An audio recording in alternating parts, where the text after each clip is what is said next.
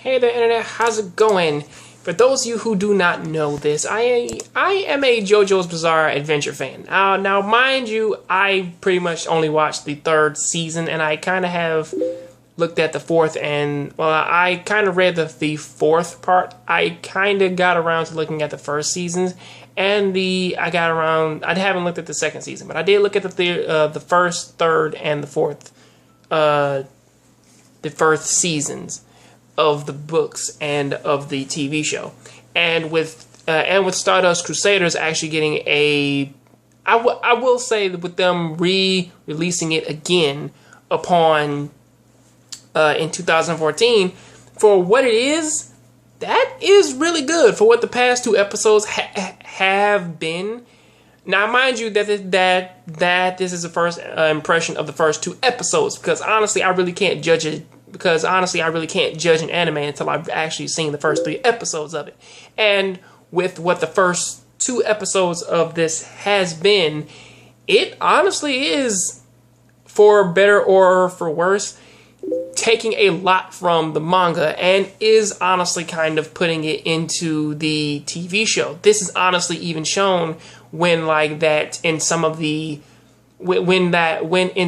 art styles, when they try and get like some of the emotion across, they do have like actual lines from the manga just like sitting on the side of the screen to kind of like just to kind of to get you to feel what the air is, pretty much of like there's a menacing air or something like that. It kind of gets it across. And with how this one starts off, it starts off just like how with how the manga does, with Jotaro in jail and him not necessarily knowing what his stand is and him calling it a evil spirit. Which that honestly, this is something that I do pretty much kind of like though, I will say this though, I do like the characterization of Holly Moore, Jotaro's mother, and in this one compared to how she was in the original one, which that honestly you really kind of didn't get all that much from her character, or they kind of really didn't focus all that much on her, which that honestly for this one I do kind of like it, because his mother, she does act like a pretty happy-go-lucky teenage girl who pretty much just really loves her son and pretty much kind of calls him a sweet kid, even though he is a very cold person, give or take, with what his grandfather Joseph and his great-grandfather, his great-great-father Jonathan Joestar was, especially with how they were both like silly type of main characters, whereas Jotaro in this case is a very cold and a very stern and stoic type of main character. Someone who kind of just talks whenever like something serious happens and kind of just keeps to himself whenever he wants to like deal with things in his own way, which actually that is a pretty cool thing for him. And give or take with how this goes, we do his grandfather and Avdol pretty much the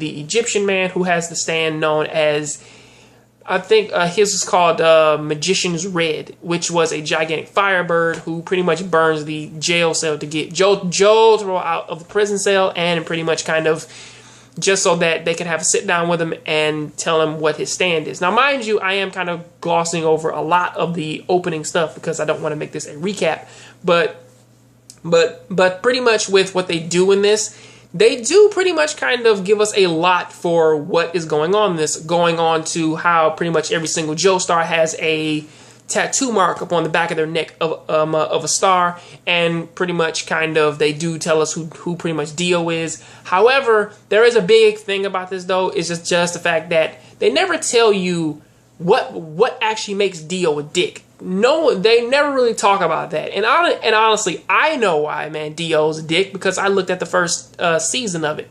And honestly, for this, they still kind of don't really go into it, aside from the fact that he stole Jonathan's body.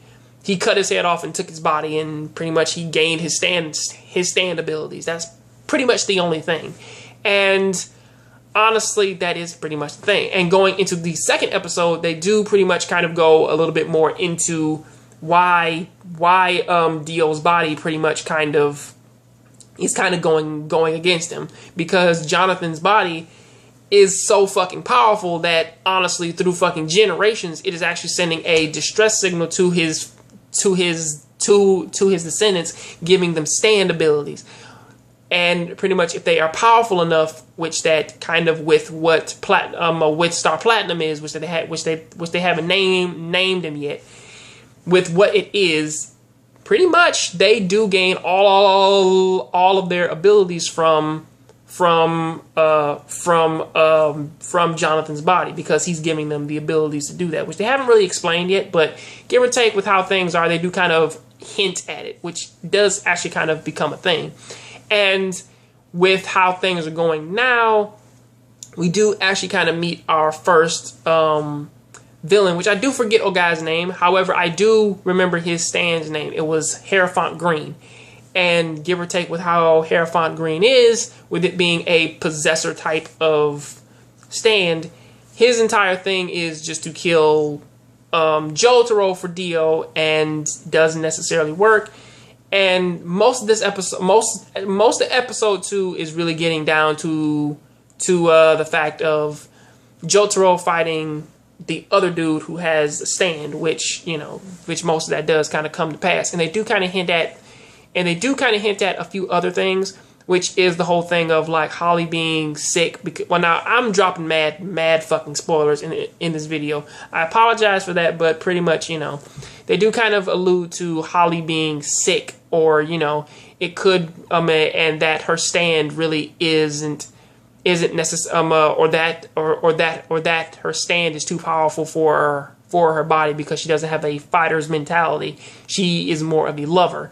Now, honestly, with what is going on here, I do honestly feel, though, is that they are going to put in a lot of pretty much everything from the comics in this one, or at least like the manga in this one, because in the previous one they kind of didn't put everything in, whereas in this one it feels as more as though is that because they have the budget for it now, they can put in pretty much everything from other mangas and actually give you the 100% feel from that, rather than just give you just a little bit, just like how they did in the previous seasons from 2012 and 2000, and kind of give you everything here, which honestly, comparing that to the other one, which did have English dub, I kind of prefer this one because of its art style and for what they give you. So, and the over the top like exaggeration for everything they do. So pretty much for these 2 episodes, and for my first impression of the Stardust Crusaders remake, or them bringing it back in 2014,